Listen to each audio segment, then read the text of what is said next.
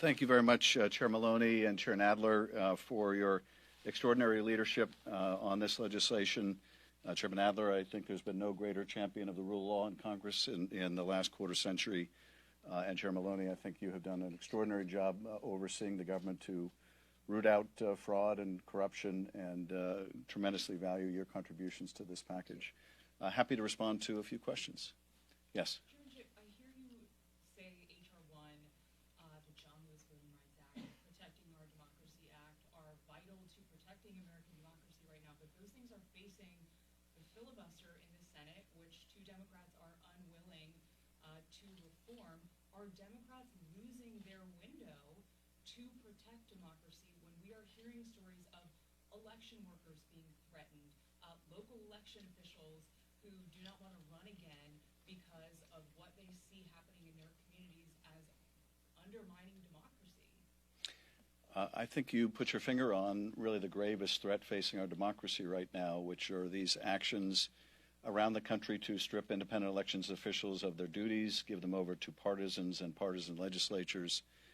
The enactment of state laws intended to allow a state legislature to overturn the popular will of their own constituents in the next election.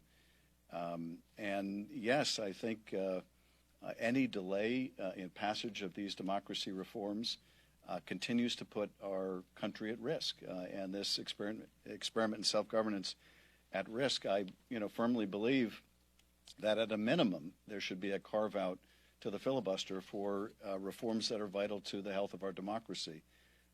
And I know that Senator Schumer is working around the clock to try to get these vital bills across the finish line.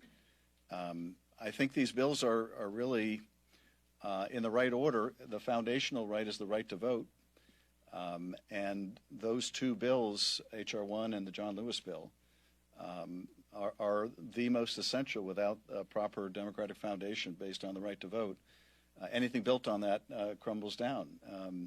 But even that foundation alone may not be enough if a president is allowed to abuse their power the way we've witnessed over the last 4 years.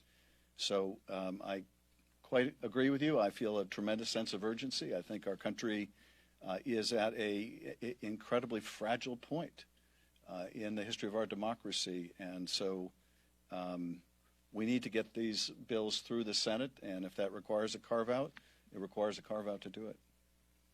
Yes. This bill is to limit the abuse of power from the president. So I'm wondering, the Senate just passed the vaccine and testing mandate. They wanted to block that. There was two Democrats that joined them with that. Do you think that Biden's vaccine and testing mandate is an overreach of presidential power? Why or why not? And also, do you think that there's enough support in the House to bring that to the floor for a vote? No. Look, I think the president was right to impose vaccine mandates to try to protect the health and welfare of the country. That's our best tool. Vaccines are our best tool to combat the pandemic. But I'm going to abbreviate my answer because we're really focused on the Protecting Our Democracy Act today. Yes. If it can, and you're talking about protecting the ability of Congress to have things like subpoenas honored. We're seeing with the January 6th committee that's proving to be difficult. Mark Meadows is now suing the committee and the speaker to avoid a deposition that he didn't show up for. Can you speak to what you're seeing in terms of that investigation and what that means to what you're trying to do here? Yes, let me address that and then turn to Chairman Nadler, who really has been a champion on the issue of enforcement of subpoenas. I think what we're seeing among a few people thus far is a real effort to thwart Congress's oversight ability to prevent Congress and the American people from getting answers about a violent attack on the building we're in right now. In the case of Mr. Meadows made the decision to cooperate. He provided thousands of documents to us that are very pertinent to the investigation. He acknowledged through his counsel these documents and the subject matter they cover is not privileged. He then subsequently refused to appear to testify about the same documents he has admitted are not privileged. And I don't know what happened between then and now to convince him to curtail his cooperation. But the reality is he's under a lawful obligation to appear. He refused to do so. and we will move expeditiously to hold him in criminal contempt.